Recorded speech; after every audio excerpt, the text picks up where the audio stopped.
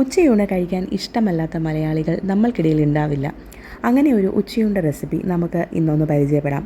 ബാച്ചിലേഴ്സിന് പോലും വളരെ എളുപ്പത്തിൽ തയ്യാറാക്കാൻ പറ്റുന്ന രീതിയിലാണ് നമ്മൾ ഈ ഓരോ റെസിപ്പികളും തയ്യാറാക്കിയിട്ടുള്ളത്. 4 കൂട്ടം കറികളൊക്കെ കൂട്ടി ഇതുപോലെ ഒരു കേരള ലഞ്ച് എങ്ങനെ തയ്യാറാക്കിയെടുക്കാമെന്ന് നോക്കിയാലോ. ക്യാബേജ് തോരനും സാമ്പാറും പിന്നെ നല്ല നാടൻ വെണ്ടയ്ക്ക മെഴുക്ക് പുരട്ടിയും എണ്ണയില്ലാതെ ഫ്രൈ ചെയ്തെടുത്ത ഒരു മീൻ്റെ റെസിപ്പിയും കൂടിയാണ് നമ്മളിതിൽ ഇൻക്ലൂഡ് ചെയ്തിട്ടുള്ളത്. സമയം കളയാതെ നമുക്ക് നേരെ വീഡിയോയിലേക്ക് കിടക്കാം. നാടൻ സാമ്പാർ തയ്യാറാക്കാൻ വേണ്ടിയിട്ട് 2 കപ്പ് അളവിൽ പരിപ്പ് നന്നായിട്ട് കഴുകിയതിന് ശേഷം കുക്കറിലേക്ക് ചേർത്ത് കൊടുത്തിട്ടുണ്ട്. ഇതിലേക്ക് 6 കപ്പ് വെള്ളം ചേർത്ത് കൊടുക്കുക.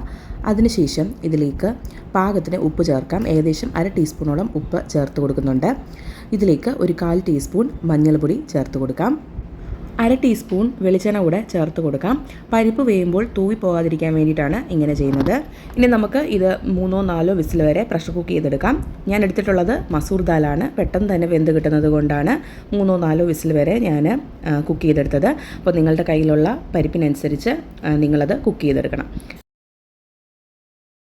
പരിപ്പൊക്കെ നല്ല തോതിൽ വെന്ത് വന്നിട്ടുണ്ട്. ഇനി നമുക്കിതിലേക്ക് സാമ്പാറിൽ ചേർക്കുന്ന പച്ചക്കറികളൊക്കെ ചേർത്ത് കൊടുക്കാം.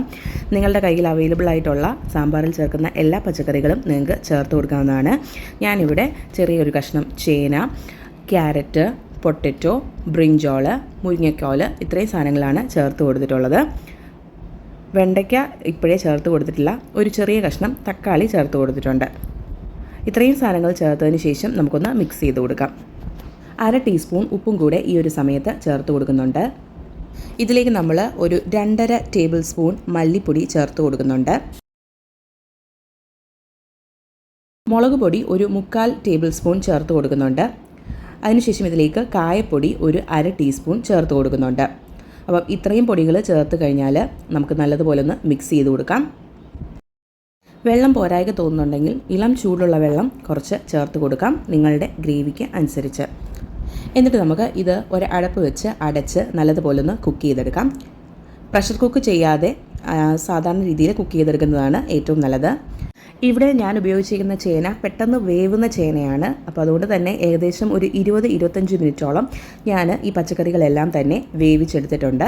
ഇപ്പോൾ നിങ്ങളുടെ കയ്യിലുള്ളത് വേവ് കൂടുതലുള്ള ചേനയാണെങ്കിൽ ആദ്യമേ ചേന ഒന്ന് ചെറുതായിട്ട് പ്രഷർ കുക്ക് ചെയ്തതിന് ശേഷം മാത്രം അവസാനമായിട്ട് നമുക്ക് സാമ്പാറിലേക്ക് ചേർത്ത് കൊടുക്കാവുന്നതാണ്. ചേർത്ത് കൊടുത്തിട്ടുള്ള പച്ചക്കറികൾ ഒക്കെ ഒന്ന് വെന്ത് കഴിഞ്ഞാൽ പിന്നെ നമുക്ക് ഇതിലേക്ക് ഒരു നെല്ലിക്ക വലിപ്പത്തിലുള്ള നമ്മളുടെ വാളംപുളി 1/2 കപ്പ് വെള്ളത്തിൽ നന്നായിട്ട് പിഴിഞ്ഞെടുത്തത് ഇതിലേക്ക് ചേർത്ത് കൊടുക്കാം. എളുപ്പത്തിൽ പുളിവെള്ളം ചേർക്കാനായിട്ട് ഒരു അരിപ്പ ഉപയോഗിച്ചാൽ അതാണ് ഏറ്റവും നല്ലത്. ഇല്ലെങ്കിൽ നീണ്ട കൈ ഉപയോഗിച്ച് ഇങ്ങനെ ചെയ്താലും മതിയാകും. പുളിവെള്ളം ഒഴിക്കുന്നതിന് മുന്നേ തന്നെ നമ്മൾ ചേർത്തിട്ടുള്ള ഉപ്പ് പാകമാണോ എന്ന് നോക്കേണ്ടത് അത്യാവശ്യമാണ്. അടച്ചു വെച്ചിട്ട് നല്ലതുപോലെ ഒന്ന് തിളപ്പിച്ചെടുക്കണം.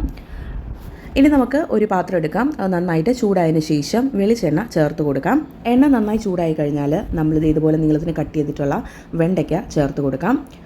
ഇത് കുറച്ച് നേരം നമ്മൾ ഈ വെളിച്ചെണ്ണയിൽ ഒരു മീഡിയം ടു ലോ ഫ്ലെയിമിൽ ഇട്ടിട്ട് ഒന്ന് ഫ്രൈ ആക്കി എടുക്കണം. വെണ്ടയ്ക്കയുടെ ആ ഒരു വഴുവഴുപ്പൊക്കെ മാറാൻ വേണ്ടിയിട്ടാണ് ഇങ്ങനെ ചെയ്യുന്നത്. നല്ലതുപോലെ ഒന്ന് ഫ്രൈ ആക്കിയതിന് ശേഷം ഇത് നമുക്ക് നമ്മളുടെ സാമ്പാറിലേക്ക് ചേർത്ത് കൊടുക്കാം. ഇനി ഇതിലേക്ക് കടുക് താളിച്ചൊഴിക്കാം. വെണ്ടയ്ക്ക ഫ്രൈ ചെയ്ത അതേ എണ്ണയിലേക്ക് തന്നെ നമുക്ക് ഒരു 1/2 ടീസ്പൂൺ കടുക് ചേർത്ത് കൊടുക്കാം. 6 അല്ലി വെളുത്തുള്ളി ചെറുതായിട്ട് ചോപ്പ് ചെയ്ത് ചേർത്ത് കൊടുത്ത് നല്ലതുപോലെ ഒന്ന് മിക്സ് ചെയ്ത് വെളുത്തുള്ളിയുടെ ആ ഒരു പച്ചച്ചൊവയൊക്കെ മാറ്റി ഒന്ന് ഏകദേശം ബ്രൗൺ ആവുന്നിടം വരെ വഴറ്റിയെടുക്കാം. 3-4 വറ്റൽമുളക് ചേർത്ത് കൊടുക്കാം. 1-2 തണ്ട് കറിവേപ്പില ചേർത്ത് കൊടുക്കാം. 1 ടേബിൾ സ്പൂൺ മല്ലിപ്പൊടി ചേർത്ത് കൊടുക്കാം. 1/2 ടേബിൾ സ്പൂൺ മുളക് പൊടി ചേർത്ത് കൊടുക്കാം. 1/2 ടീസ്പൂൺ കായപ്പൊടി ചേർത്ത് കൊടുക്കാം. പൊടികൾ നല്ലതുപോലെ ഒന്ന് മൂപ്പിച്ചെടുക്കാം. ഈ താളിപ്പ് നമുക്ക് സാമ്പാറിലേക്ക് ചേർത്ത് കൊടുക്കാം. നല്ല ഒരു സാമ്പാർ ഇവിടെ റെഡി ആയിട്ടുണ്ട്. ക്യാബേജും ക്യാരറ്റും കൊണ്ട് നമുക്കൊരു തോരൻ തയ്യാറാക്കാം. പാത്രത്തിലേക്ക് വെളിച്ചെണ്ണ ഒഴിച്ച് നന്നായിട്ടൊന്ന് ചൂടാക്കി എടുത്തിട്ടുണ്ട്. ഇതിലേക്ക് 1/2 ടീസ്പൂൺ കടുക് ചേർത്ത് പൊട്ടിച്ചെടുക്കാം. ചെറുതായി ചോപ്പ് ചെയ്ത് വെച്ചിട്ടുള്ള ക്യാബേജ്, ക്യാരറ്റ്, പച്ചമുളക്, സവാള, പിന്നെ ഒരു ചെറിയ കഷ്ണം ഇഞ്ചി എല്ലാം നല്ലതുപോലെ കൈകൊണ്ട് നമുക്കൊന്ന് ഞെരടിയെടുക്കാം. കടുക് പൊട്ടിക്കഴിഞ്ഞാൽ നമുക്ക് ഈ ഞെരടിയെടുത്തിട്ടുള്ള മിശ്രിതം നമ്മളുടെ പാത്രത്തിലേക്ക് ചേർത്ത് കൊടുക്കാം. 1/2 ടീസ്പൂൺ ഉപ്പും 1/4 ടീസ്പൂൺ മഞ്ഞൾ പൊടിയും ഇതിലേക്ക് ചേർത്ത് കൊടുക്കുന്നുണ്ട്. നല്ലതുപോലെ എല്ലാം ഒന്ന് മിക്സ് ചെയ്ത് യോജിപ്പിച്ചെടുക്കാം. വെള്ളം പോരായിക തോന്നുന്നുണ്ടെങ്കിൽ മാത്രം ചെറുതായിട്ട് ഒന്ന് തളിക്കുക മാത്രം ചെയ്ത് ഇത് വേവിച്ചെടുക്കാം. ഒരുപാട് വെള്ളം ചേർത്ത് കഴിഞ്ഞാൽ കുഴഞ്ഞു പോകും. മീഡിയം ടു ലോയിലേക്ക് ഫ്ലെയിം മാറ്റിയതിന് ശേഷം നമുക്ക് അടച്ചു വെച്ച് ഇത് കുക്ക് ചെയ്തെടുക്കാം. ക്യാബേജും ക്യാരറ്റും വേവുന്നതനുസരിച്ച് നമ്മളിത് കുക്ക് ചെയ്തെടുക്കണം. ഏകദേശം ക്യാബേജും ക്യാരറ്റും ഒക്കെ ഒന്ന് വെന്ത് വന്നിട്ടുണ്ട്. ഇനി ഇതിലേക്ക് നമുക്ക് ആവശ്യത്തിനുള്ള തേങ്ങ ചേർത്ത് കൊടുക്കാം. നല്ലതുപോലെ ഒന്ന് യോജിപ്പിച്ചതിന് ശേഷം അടച്ചു വെച്ച് ഒരു 1-2 മിനിറ്റും കൂടെ നമുക്കൊന്ന് വേവിച്ചെടുക്കുന്നുണ്ട്. ടേസ്റ്റി ആയിട്ടുള്ള ക്യാബേജും ക്യാരറ്റും തോരൻ റെഡി ആയിട്ടുണ്ട്.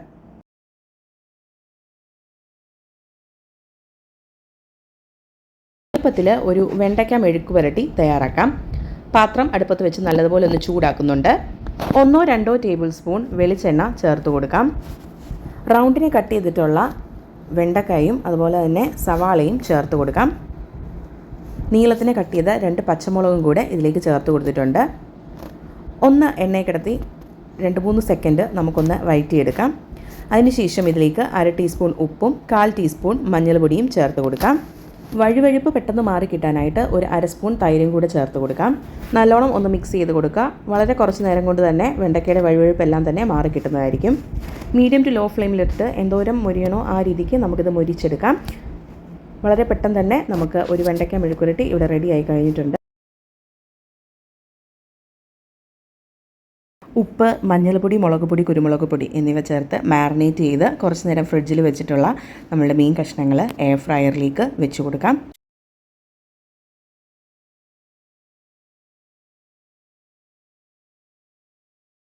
ടെമ്പറേച്ചറും ടൈമും സെറ്റ് ചെയ്ത് കൊടുക്കാം. ഏകദേശം 20 മിനിറ്റും 180 ഡിഗ്രി സെൽഷ്യസിലുമാണ് വെച്ച് കൊടുക്കേണ്ടത്. 20 മിനിറ്റ് കഴിഞ്ഞപ്പം നമ്മളുടെ മീൻ വറുത്തതൊക്കെ റെഡി ആയിട്ടുണ്ട്. ഒരു തുള്ളി എണ്ണ പോലും ഞാനിതിൽ ചേർത്ത് കൊടുത്തിട്ടില്ല. മീനിൽ നിന്ന് ഇറങ്ങി വന്ന എണ്ണ മാത്രം ഇടയ്ക്ക് ഒന്ന് സ്പ്രെഡ് ചെയ്ത് കൊടുത്തിട്ടുണ്ടായിരുന്നു. അപ്പോൾ എണ്ണ ചേർക്കാത്ത നമ്മളുടെ മീൻ ഫ്രൈ ഇവിടെ റെഡി ആയി കഴിഞ്ഞിരിക്കുന്നു. ഇന്ന് ഞാൻ നിങ്ങളുമായിട്ട് ഷെയർ ചെയ്തിട്ടുള്ള ഈ ഒരു വീഡിയോ നിങ്ങൾക്ക് എല്ലാവർക്കും തന്നെ ഉപകാരപ്രദമായി എന്ന് വിശ്വസിക്കുന്നു. ലൈക്ക് ചെയ്യാനും ചാനൽ സബ്സ്ക്രൈബ് ചെയ്യാനും മറന്നു പോകരുതേ കൂട്ടുകാരെ.